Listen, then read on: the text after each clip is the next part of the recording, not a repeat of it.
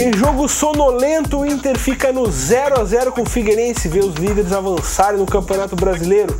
Grêmio se prepara para enfrentar o Palmeiras na Arena. E a seleção, sem Neymar, enfrenta a Venezuela no próximo domingo, valendo classificação na Copa América. É agora, no Papo de Boleiro.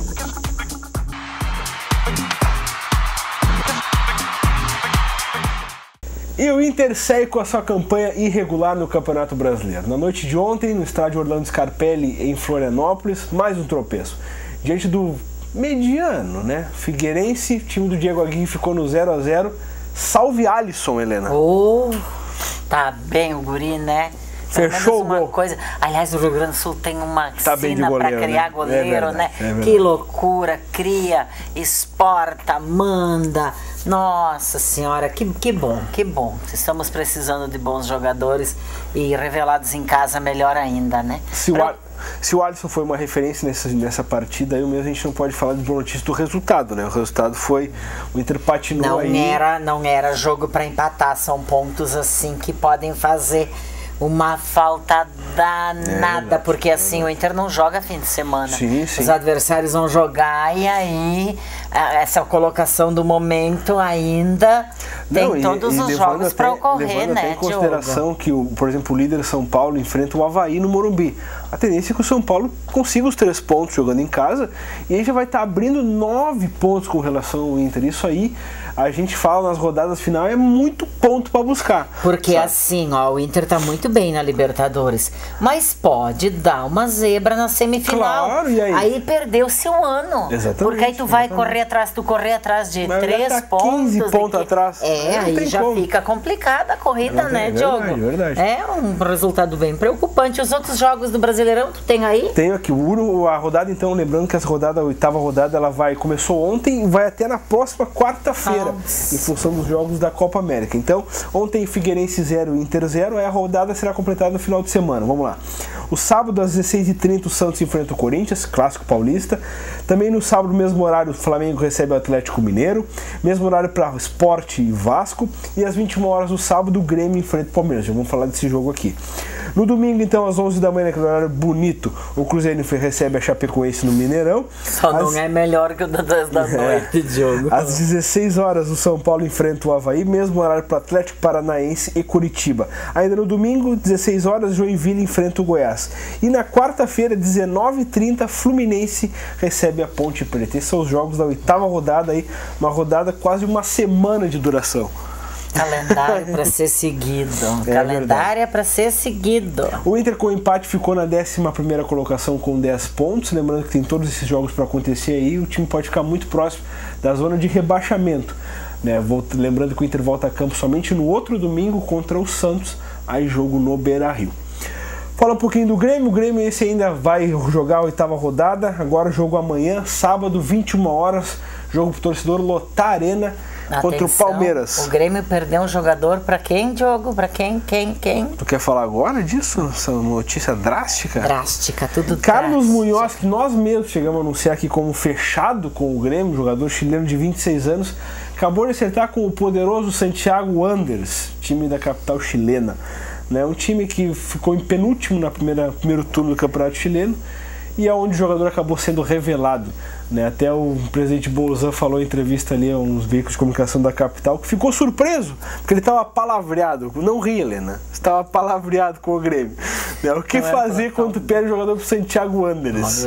Quando a gente acha que não pode ficar pior, a gente vê que pode sim. Infelizmente, desculpa eu te interromper, mas é que eu lembrei do assunto.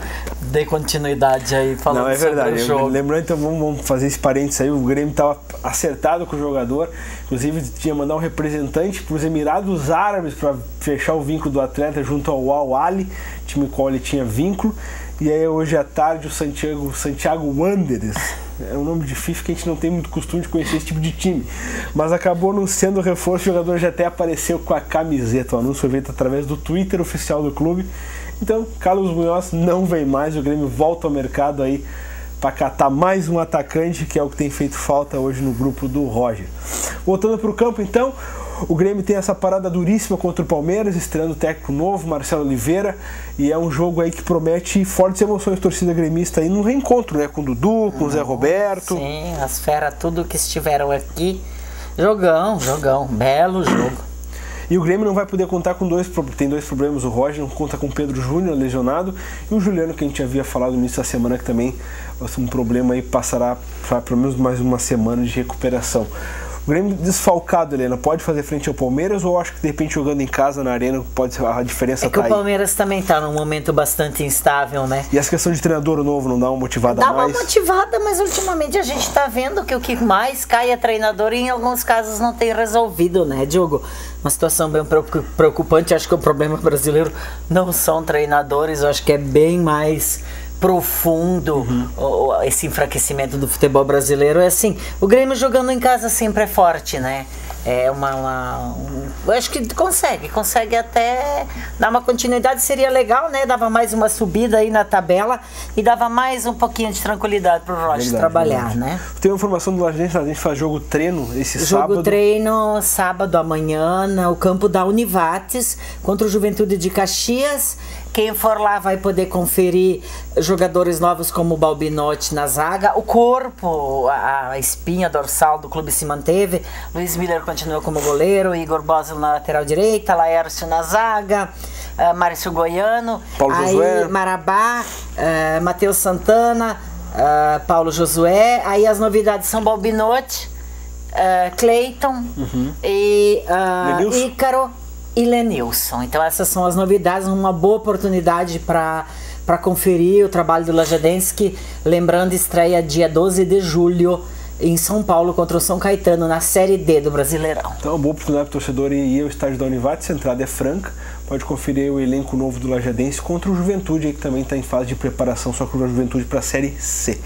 Né? Então vamos falar um pouquinho das quadras, antes de falar do Brasil, que tem jogo na Copa América nesse domingo.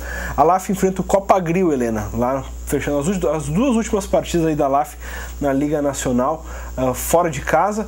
A LAF confirmou a classificação na segunda-feira, atropelando o time do Concórdia. Parte para 2 jogos fora de casa, aí o Copagril e depois o Umuarama. A hora de dar um up na tabela, aí são pontos complicados? Sim, porque são clubes assim, os adversários, se ele tá batendo nos expressivos, eu acho que pode continuar patrolando também os que são menos expressivos. São equipes assim que têm umas campanhas apenas regulares, modestas, né? Bem menos que a campanha da LAF, e do jeito que está, a gente não duvida de mais nada, que volte lá em cima das primeiras colocações, junto mais 6 pontos, né? Com gigantes assim do futsal brasileiro, que mais um pouquinho a gente já pode botar a LAF nesse patamar também, se continuar nessa loucura que tá. Muito bom. Faz um trabalho fantástico na Liga Nacional aí. Hoje é o 7º lugar e vai para 2 jogos fora de casa, tem todas as condições de buscar mais 6 pontos, o que deixaria numa ótima colocação e ao término dessa primeira fase. O nosso programa está chegando ao fim, vamos fechar com o Brasil que volta a campo neste domingo, 18h30, diante da Venezuela. Jogo em Santiago novamente. Brasil sem Neymar, talvez vire um time agora, né, Helena? A gente espera que o Brasil possa ter uma estrutura tática, ser mais coeso, né? Não jogar só em cima do guri. Ele já demonstrou... Quem deve ser o substituto do Neymar, na tua opinião? Olha... Robinho, Felipe Coutinho? Eu acho assim que o Robinho, pela experiência, pelo histórico dele, eu acho que ele seria um jogador importante, que nós temos muitos jogadores jovens dessa seleção, e os novos agora já se viu que sentiram a responsabilidade, né? E eu acho que o Robinho seria um bom nome, é um cara que pode dar uma... E ele pode dar uma cadenciada aí, aquelas jogadas que faltam, que contra a Colômbia não se viu jogada, né? E assim, mas eu te confesso que é uma incógnita, eu não sei mais o que esperar dessa seleção. É verdade. Vamos esperar o jogo, vamos ver, e classificar eu acho que vai, né? Porque seria... Não, o resultado de ontem, a vitória do Peru sobre a Venezuela, embolou tudo, né? Embolou tudo, deixa mas o Brasil como gente, líder, né? pelo número de gols marcados, né? Porque o resto tá tudo igual e todo no mesmo saco aí. O Brasil que joga, dá pra dizer que joga pelo empate, porque caso der empate na outra partida, também o Brasil passa pelos mesmos critérios que está na liderança hoje. Então o Brasil, lembrando, enfrenta a Venezuela nas 8h30 lá em Santiago. Pra tristeza do pessoal que tava esperando as meninas lá da televisão tirar a roupa de novo, não deu certo. A Venezuela perdeu, viu? Ela já tá vestida lá de novo no país dela. E esse grupo do Brasil tem se mostrado um grupo bastante atípico, assim, né? É o grupo mais equilibrado, malucos, sim, né? Sim, um ganhador. Ninguém sobressaiu ainda. Não. A gente esperava que o Brasil e a própria Colômbia fossem os dois favoritos, sair desgarrassem contra Peru e Venezuela. Acabou não acontecendo. Depois de 2 rodadas, o Brasil tem uma vitória e tem uma derrota, assim como todo mundo, uma vitória e uma derrota, né? Então tá tudo no mesmo saco aí. Isso vai se definir na última rodada. 2 grandes jogos, o Brasil enfrenta a Venezuela e a Colômbia enfrenta o Peru aí. Então vamos ver o que vai acontecer nessa última rodada do grupo C para definir os confrontos aí, porque pode, com o andamento da carruagem aí, pode pintar até um Brasil e Argentina já nas quartas de final. Nossa, aí seria... Deus nos acuda. Segura o Messi, né?